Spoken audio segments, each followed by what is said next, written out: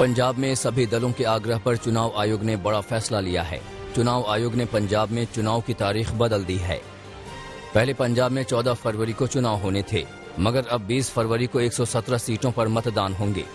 आपको बता दें कि 16 फरवरी को संत रविदास की जयंती है और संत रविदास को पूजने वाली एक बड़ी आबादी राज्य से वाराणसी चली जाएगी। संत रविदास के मंदिर में दर्शन करने के लिए सभी दलों ने चुनाव की तारीख को आगे बढ़ाने की अपील की थी। 20 फरवरी को मतदान होंगे। 25 जनवरी से यहां नामांकन प्रक्रिया शुरू हो जाएगी। चुनाव आयोग के फैसले के बाद नवजोत सिंह सिद्धू और सीएम चरणजीत सिंह चन्नी समेत सभी दलों ने आयोग को शुक्रिया कहा है। पंजाब चुनाव के लिए कांग्रेस ने लोगों के सामने अपना चुनावी रोड मैप पेश किया है। इस रोड मैप के जरिए कांग्रेस ने महिला वोटरों को लुभाने की कोशिश की है। कांग्रेस ने वादा किया है कि कांग्रेस दोबारा सत्ता में आई तो पंजाब की महिलाओं को 2-2 हजार रुपए प्रति माह और साल भर में 8 सिलेंडर मुफ्त में दिए जाएंगे। वहीं कांग्रेस प्रदेश अध्यक्ष नवजोत सिंह सिद्धू ने अरविंद केजरीवाल पर जोरदार निशाना साधा। सिद्धू ने कहा कि केजरीवाल पहले दिल्ली की हालत ठीक कर ले, फिर पंजाब की सोचें।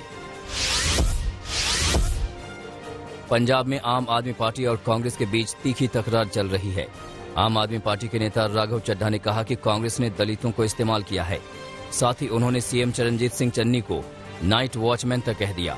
आम आदमी पार्टी के इस हमले का जवाब सीएम चरणजीत सिंह चन्नी ने दिया। उन्होंने अरविंद केजरीवाल को तानाशाह कहा। पंजाब के मुख्यमंत्री चरणजीत सिंह चन्नी के भाई मनोहर सिंह ने कांग्रेस प्रदेश अध्यक्ष नवजोत सिंह सिद्धू पर निशाना साधा है। मनोहर सिंह ने कहा कि सिद्धू की वजह से उन्हें टिकट नहीं दिया गया। मनोहर सिंह बस्सी पठाना से टिकट चाह रहे थे, मगर कांग्रेस ने गुरप्रीत सिंह जीपी को टिकट दे दिया। अब मनोहर सिंह नाराज हैं और उन्होंने ऐलान किया है कि वो इसी सीट से निर्दलीय लड़ेंगे। आम आदमी पार्टी आज पंजाब में अपने सीएम उम्मीदवार के नाम का ऐलान करेगी। सीएम के नाम के लिए अरविंद केजरीवाल ने लोगों से सुझाव मांगे थे। अरविंद केजरीवाल ने बताया कि उनके पास 15 लाख लोगों ने अपने सुझाव भेजे हैं और आज मंगलवार को लोगों को बताएंगे कि पंजाब में सीएम के तौर पर आम आदमी पार्टी का चेहरा कौन होगा।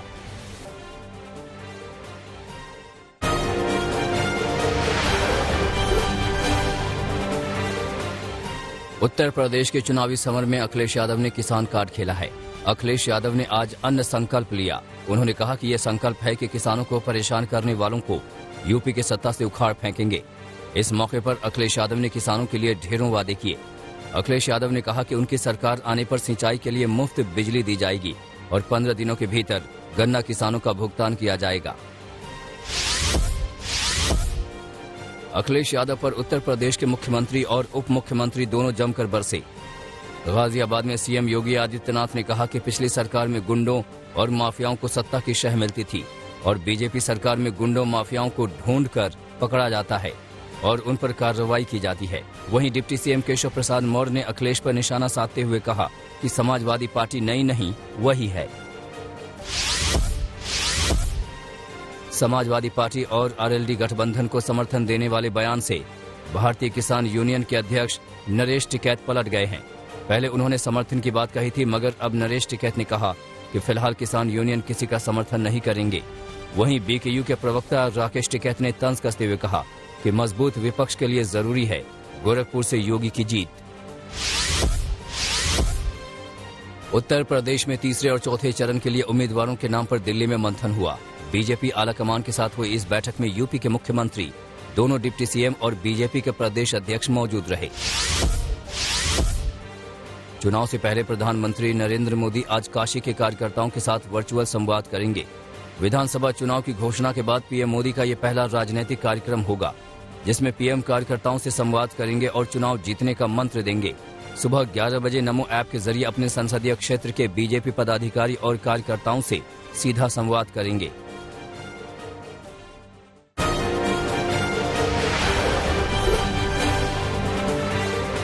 लखनऊ में ब्लू डार्ट कोरियर एक्सप्रेस से लाखों के डायमंड और गोल्ड ज्वेलरी की चोरी करने वालों को गिरफ्तार किया गया है। चोर पहले ब्लू डार्ट कंपनी में ही काम करते थे। पुलिस ने आरोपियों के पास से ही चोरी किए गए 10 लाख की कीमत के गोल्ड ज्वेलरी और 59 डायमंड नग वाले बैग को भी बरामद कर लिया है। रीवा में एक युवक पर केरोसिन डालकर आग लगा दी गई। यह युवक एक विधवा महिला से मिलता था। इससे विधवा के परिजन खफा थे। युवक की हालत गंभीर है, उसे इलाज के लिए अस्पताल में भर्ती कराया गया है। पुलिस ने आग लगाने वाले आरोपी को गिरफ्तार कर लिया है। पुणे में लगातार दूसरे दिन चोरों ने एक एटीएम मशीन को निशाना बनाया। चोरों ने गैस कटर से एटीएम को काट डाला और करीब 24 लाख रुपए लेकर फरार हो गए।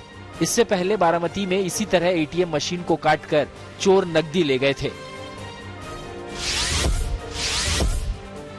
नालंदा में जहरीली शराब से हुई मौत मामले में सियासत तेज हो गई है। राजद की नेता पूर्व सांसद लवली आनंद ने मुख्यमंत्री पर शराब कारोबारियों को संरक्षण देने का आरोप लगाया। लवली आनंद ने कहा है कि शराब कारोबार को नियंत्रित करने में सरकार पूरी तरह से फेल है। लवली आनंद ने ये भी कहा कि पूर्व सांसद आनंद मोहन की रिहाई में सरकार अड़चन पैदा कर रही है। इसके खिलाफ 29 जनवरी को रैली की जाएगी।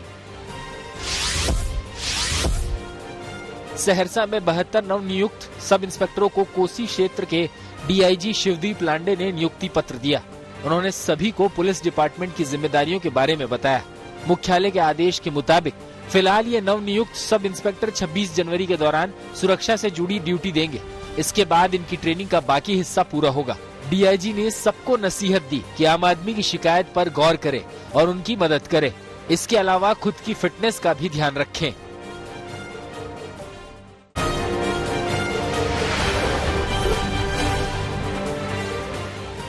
यमन के हूती विद्रोहियों ने यूएई में अबू धाबी के अंतर्राष्ट्रीय हवाई अड्डे पर किया बड़ा हमला। हमले से 2 भारतीय समेत 3 लोगों की मौत, जबकि 6 लोग घायल। बताया जा रहा है कि यह हमला ड्रोन्स के जरिए किया गया है। यमन के हूती विद्रोहियों ने इस हमले की जिम्मेदारी ली है। उत्तर कोरिया के लगातार मिसाइल परीक्षण पर चीन और जापान ने जताई चिंता। चीन ने उत्तर कोरिया से कोरियाई प्रायद्वीप में शांति का आग्रह किया। वहीं जापान ने भी उत्तर कोरिया के मिसाइल परीक्षण पर कड़ी निंदा की। जापान ने बार बार मिसाइल परीक्षण सुरक्षा के लिए खतरा बताया।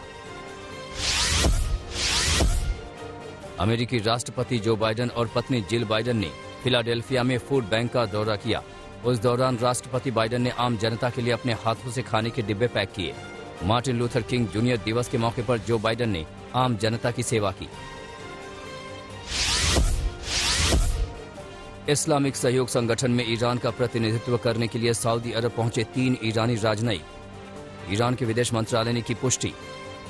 सऊदी अरब 2016 के बाद से पहली बार ईरानी राजनयिकों की अगवानी कर रहा है। यही वो समय था जब ईरानी कट्टरपंथियों ने सऊदी राजनयिक मिशनों पर हमला कर दिया था, जिसके बाद सऊदी अरब ने इस्लामी गणराज्य के साथ अपने संबंध तोड़ दिए थे। थाईलैंड म्यांमार में शरणार्थी संकट को लेकर संयुक्त राष्ट्र के विशेष दूत नोलिन हेजर ने सोमवार को थाईलैंड के पीएम से मुलाकात की। संयुक्त राष्ट्र के दूत ने शरणार्थी संकट के समर्थन को लेकर थाईलैंड के फैसले का स्वागत किया। बता दें कि म्यांमार संकट के बाद थाईलैंड ने म्यांमार विस्थापित लोगों के लिए सुरक्षा प्रदान की थी।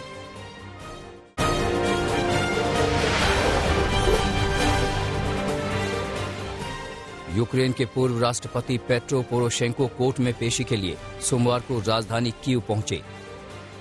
पोरोशेंको पर 2014-15 में पद पर रहते हुए अवैध कोयले की बिक्री का आरोप लगा है, जिसकी यूक्रेन की अदालत जांच कर रही है, लेकिन पोरोशेंको ने इन आरोपों से इनकार किया है। फिलीपींस के चुनाव आयोग ने दिवंगत तानाशाह फर्डिनेंड मार्कोस के बेटे को इस साल के चुनाव में भाग लेने से रोकने की मांग वाली एक याचिका को खारिज कर दिया। याचिका में फर्डिनेंड मार्कोस जूनियर की उम्मीदवारी को अमान्य करने की मांग की गई थी। इससे विपक्ष के मार्कोस जूनियर के राष्ट्रपति की रेस में उतारने की मुहिम को करारा झटका लगा है। कोरोना के नए वेरिएंट ओमिक्रॉन को लेकर सख्त हुआ चीन। चीन ने अपने नागरिकों को चेताया है कि ओमिक्रॉन को सामान्य फ्लू जैसा समझना भारी भूल होगी। कहा कि इसे हल्के में ना ले। बता दें कि ओमिक्रॉन चीन की राजधानी बीजिंग समेत कई और इलाकों में पहुंच गया है, जिससे कोरोना एक बार फिर तेजी से फैल रहा है। ऑस्ट्रेलिया के बाद अब न्यूजीलैंड ने भी टोंगा में ज्वालामुखी से हुए भारी नुकसान के आकलन के लिए अपना निगरानी विमान भेजा है। दोनों देशों के रक्षा बलों के हैंडआउट फुटेज दिखाए गए। बता दें कि न्यूजीलैंड के टोंगा के पास समुद्र में ज्वालामुखी फटा था, जिससे टोंगा के आसमान में अंधेरा छा गया था। ऑस्ट्रेलिया ओपन में राफेल नडाल और नाओमी ओसाका ने जीत के साथ की शुरुआत।